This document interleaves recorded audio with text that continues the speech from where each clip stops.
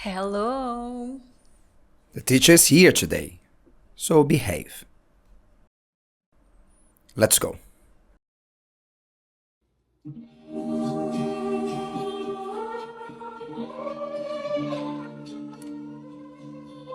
A partir de agora, a Escola do Amor responde. Apresentação: Renato e Cristiane Cardoso.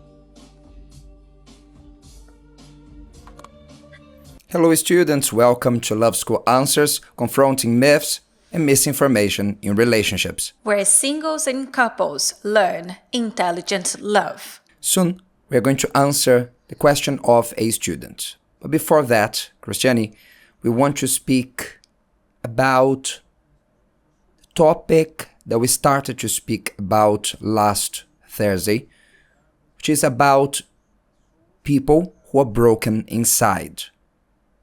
And today, unfortunately, at least is what we observe, it is way more common to find people who are broken inside than people who are whole. Especially because nowadays many people, they like to show that they are fine, but when you are well, when you are fine, you don't need to show this to anyone. But the reality that we see this trend nowadays, that you don't need anyone, that you are really well, that is just a friendship, that you prioritize your peace and love overcame. So we see people trying to impress.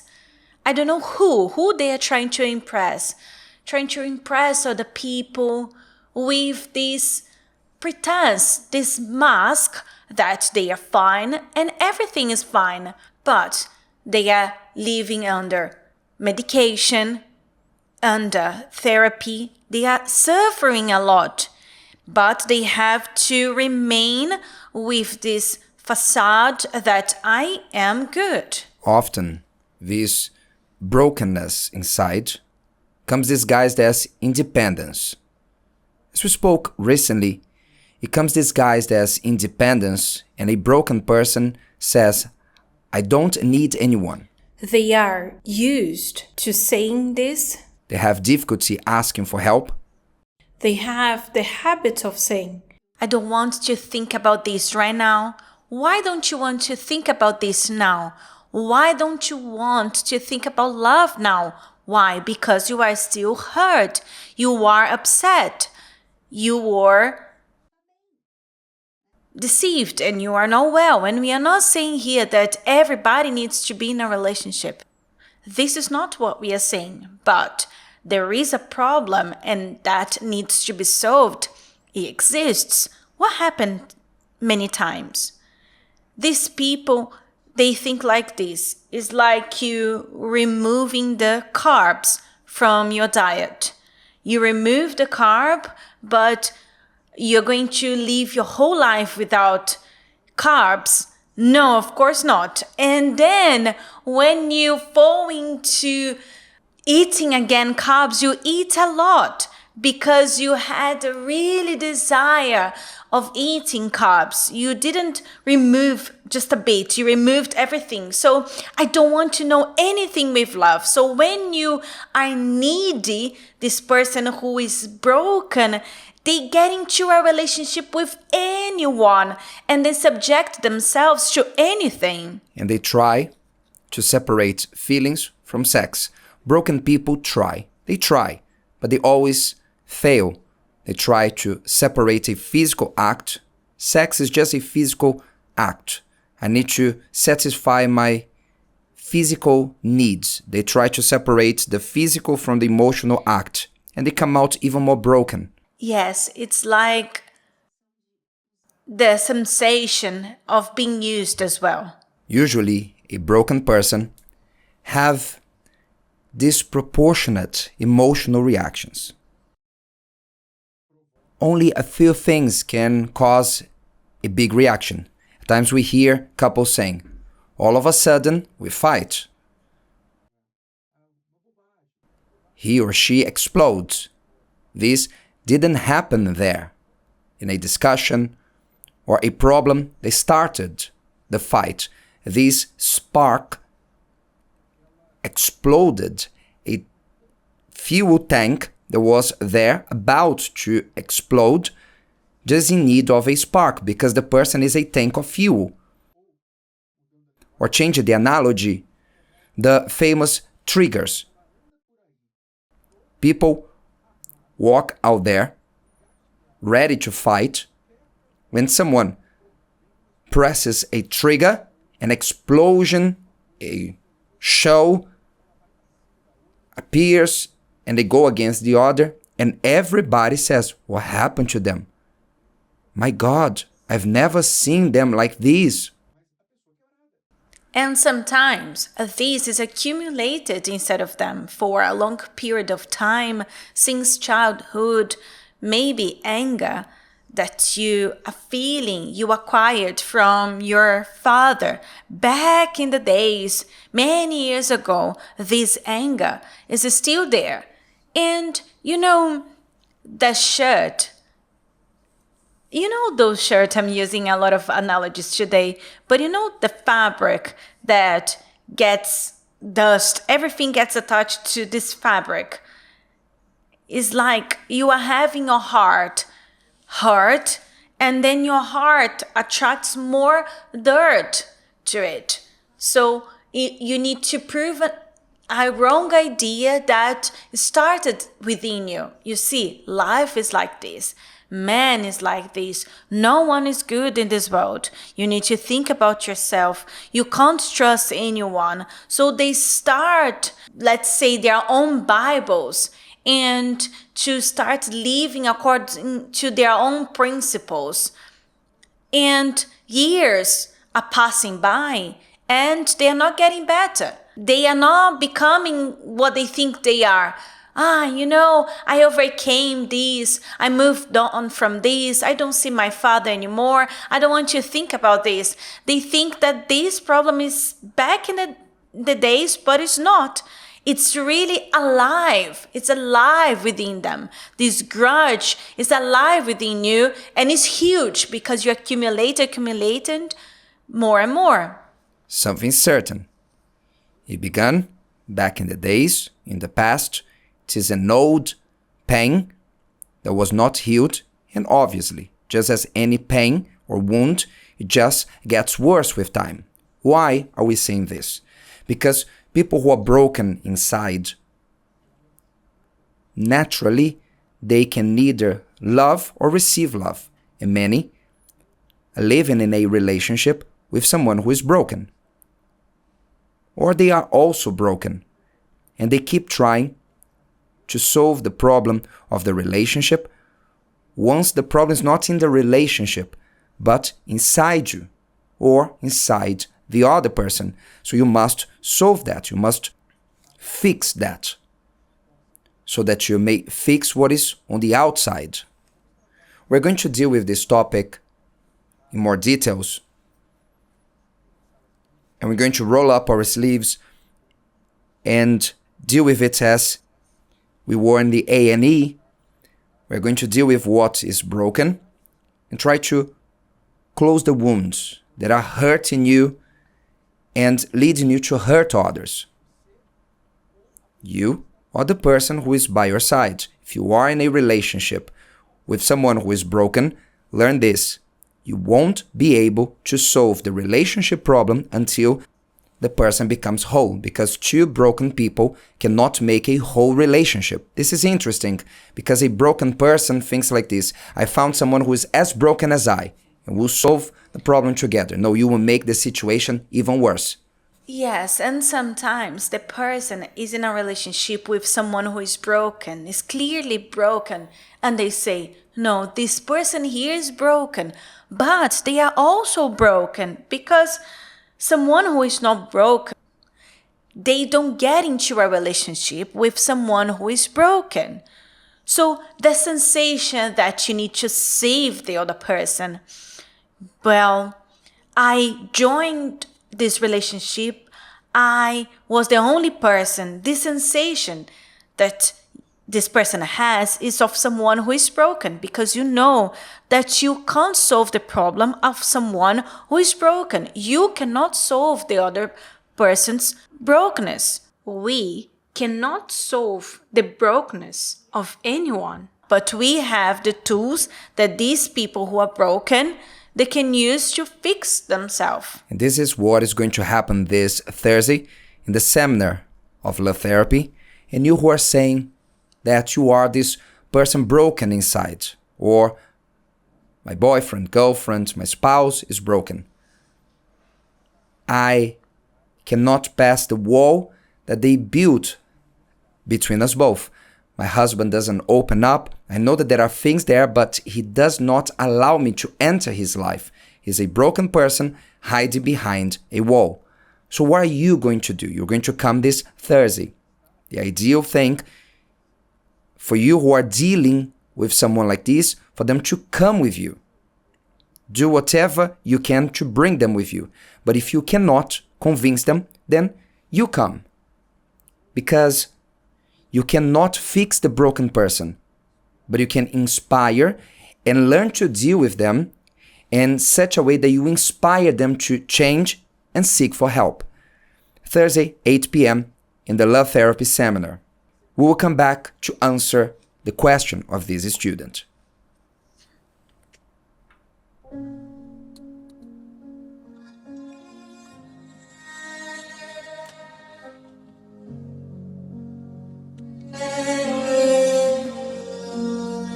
Is it better now?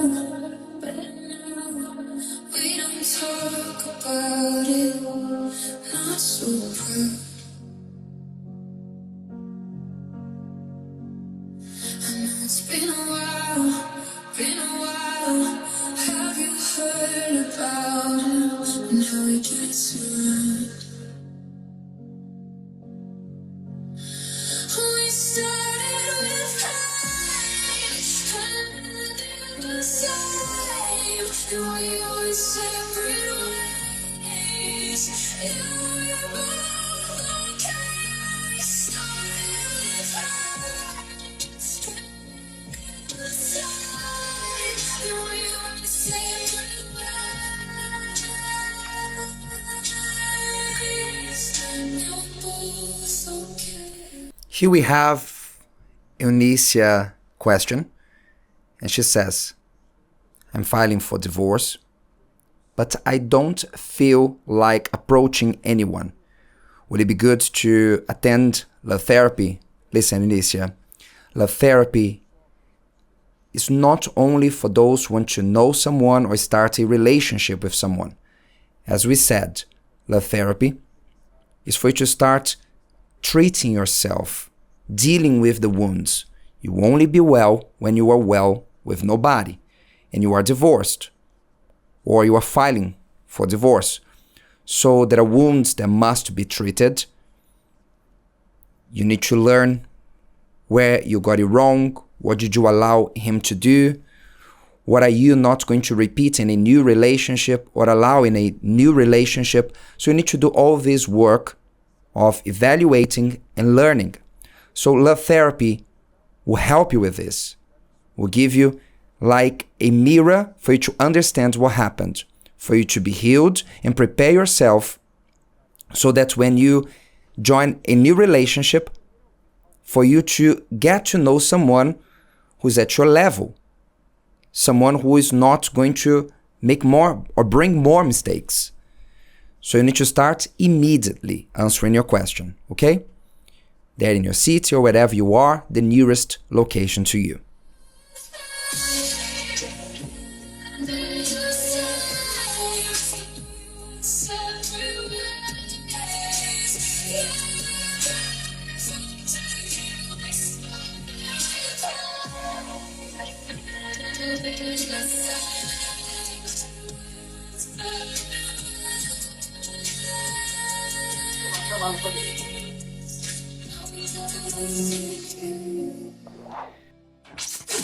Você está ouvindo a Escola do Amor Responde, com Renato e Cristiane Cardoso. You know, Renato, I was thinking that the first step for the person that is broken to solve their problems is to recognize that they need help. And many people, they don't have this status of being broken because they don't want to recognize, to admit, I need help. They keep trying not to think about this pain. So they go to a party, they think about their careers, money, hairdressers. How many people, they go to the hairdressers every week? They do their hair just to feel more beautiful. This is not wrong for you to go to the hairdresser. But if you need to go to the hairdresser for you to feel well within, this does not say that you are bad within you. So the first step, many people, they are not taking it, which is to recognize that they need help. I am broken. Which is a sign of strength, because pride is what impedes most from seeking help. Pride delays people's lives because the humble is quick to recognize that they need help. I don't know what to do, so I'll go after those who know how to help me. This is the humble one. The proud, no. They keep trying to do the arm wrestling with their problems. No, I came in alone, so I'll leave alone. I know what I'm doing. They keep trying to prove to the world that they are going to make it on their own, but they won't. We know this. You won't be able to overcome this on your own, because if this was possible, we wouldn't have so many people broken nowadays. So when they have a breakdown, so everybody comes to the conclusion, oh my gosh, how come? The person was suffering within them. The person was going through a lot. So for them to get into that point, they were holding for a long time. So what we are telling you, don't hold on. Don't try to pretend. The quicker you seek for help, the quicker you come out of your problem. Well, let's answer the question of this student. Attention, she has only been married for 4 years and they already separated. It seems like the marriage is over. And she asked for our help. Hello, Bishop. I'd rather not identify myself, but I'm going to share a little bit of what's been happening with me because I really need help. I've been married for 4 years now, and in those 4 years we've had so many rows, so many disagreements. I don't have an easy temperament, and neither does he. We argue over absolutely anything, the smallest, silliest of things. Over the new year, we had another argument and we had stopped speaking with each other. He gives me the silent treatment. He can go days, even months without speaking to me, and he doesn't sleep in our bed. He sleeps on the sofa. Last June, he packed his things and he left. He stayed at his father's house for 2 months. And after I humbled myself, to him and begged him to come back, and after all this, he said he would change, then he returned. But now he's left again. This week he went to his parents' house, and this time he took everything from the house, and he said he doesn't want me anymore, that I should move on with my life and there's no point, that we just don't work out. We had built a dream of having like a family together. I love him very, very much, and I'm desperate. I'm truly desperate because I genuinely don't know what to do. We argue over trivial things, nothing really serious, but it always escalates. We've even become physically aggressive to each other, and I don't know what to do. I keep sending him messages, but he completely freezes me out. He treats me with contempt. He doesn't even reply, or when he does, it's cold and it's distant. And so I'd like to know what advice you can give me. What should I do? Should I stop chasing after him? Should I try again? Should I let go? Because I'm suffering so much. I can't bear being alone. I'm distressed. I've already seen a psychologist, a psychiatrist. I'm even taking medication because the emotional weight of this has just become so overwhelming. I can't cope. I really need your help. Student, first thing you must understand is what hasn't worked. What hasn't worked for the both of you? The fights, constant fights, the psychologist or the psychiatrist, the medicine is not working. Separation, humiliation. You to be coming back because you're missing each other, let's fight for our family, to come back without solving what caused the separation. So all that you said is not working. So to keep insisting on what is not working is madness, because it's already proved it's not going to work. You must understand what is broken. For instance, you say that you fight for no reason, for small reasons, for small things. In reality, when a couple fight, it's either one of these two reasons. There's a clear reason. You spent the money that I told you not to. For example, a fight because of a financial problem, an expense that was not agreed by the both of you.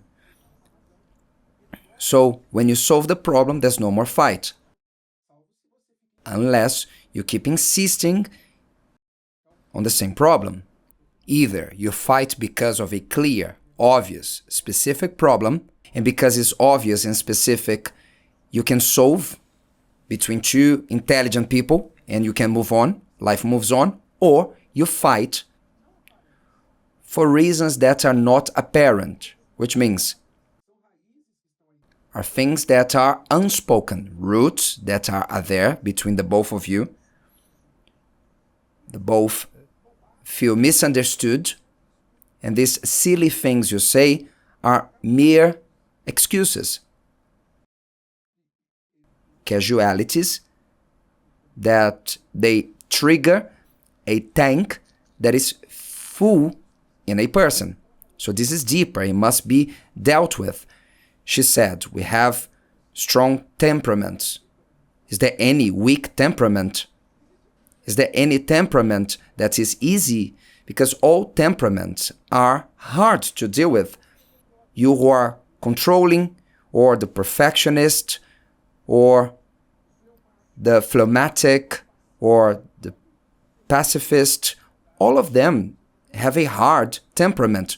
What is missing is not a change of temperament. What is missing is you to understand each other, emotional control, for you even to understand what might be happening in the spiritual side, because many of these problems that you said, we notice that for 4 years of marriage, she sounds as an intelligent person, but they cannot stop fighting because they don't see that there are energies that are trying to separate the couple, and they need to fight this fight with spiritual weapons. Yes, and we know that many fights that a couple have, there are a lot of grudges, a lot of things behind, problems that are not solved. And then everything that happens, the problem that was not solved of last week, now accumulates and gets bigger and gets bigger, bigger and bigger. So anything is like a drop on a cup that is filled. All the time the cup is filled. So a drop later falls on the top of it. So if you have a problem, you can't solve the problem on your own, but you can solve the problem within you. What should I do? Should I give up on him or should I fight? You shouldn't choose either this or that. You should choose to treat yourself. Now is the time that you need help. And who is going to help you? You are going to help yourself because he won't help you and you cannot do anything for him. So instead of you insisting on him coming back because you're not valuing yourself, because he already did you a favor to come back to you months ago, so he always uses this. You know what? Leave her there because she can't live without me. So instead of you insisting, stop with that. Stop insisting. It's not that you are giving up on your marriage, but right now you need to fight for you. You need to come and attend the love therapy seminars. You need to come and think about you, not in your marriage, but in you. What is wrong with me? What do I need to change? What's going on within me? And then you are going to be able to solve your own problems, and then you're going to be able to make a decision to see if it's worth or not to come back to him or to live the way that it is. Because maybe he needs also to realize that he has a problem. He left and he needs to ask forgiveness to come back. It's not like this, I'm going to do you a favor of coming back to you. No. This is clear. The way the both of you are is not working. The both of you need to become new people. But you cannot be waiting for them to be better. You must become this better person to make your standards higher. And when he sees you up here, he will desire to have you because you are on another level. Now, if he wants you, you're not going to lower your level. You need to remain up here, and he needs to go higher to reconcile with you. So first, take care of yourself. Make your standards higher. Inspire him to go higher too. Yes, and just one thing, Renato. These people that leave the house or sleep in another bedroom, they are creating a terrible standard for our marriage. You are putting a lot of insecurity. You are giving the wrong message that you're going to give up. So when someone does this to you, you don't need to be begging to the person to come back to the bedroom, come back to the house, because they left. They need to conquer the trust again. Oh no, please come back. You're already making it clear to the other person that you cannot live without them. This is the wrong message that you are giving. Start using your strength at your favor. You're saying you both are strong, but you're using your strength to hurt each other, to end the family, to destroy the dream you built.